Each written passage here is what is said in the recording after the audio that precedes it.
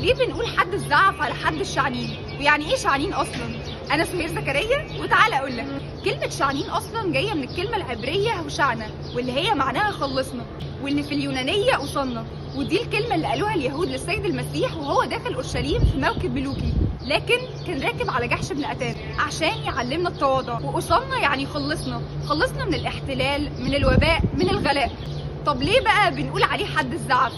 هقول لك يا سيدي، عشان السيد المسيح وهو داخل الشعب اخذ من سعف النخيل واغصان الزيتون وثيابهم وفرشوه قدامه على الارض. والزعف كمان بيدل على النصره.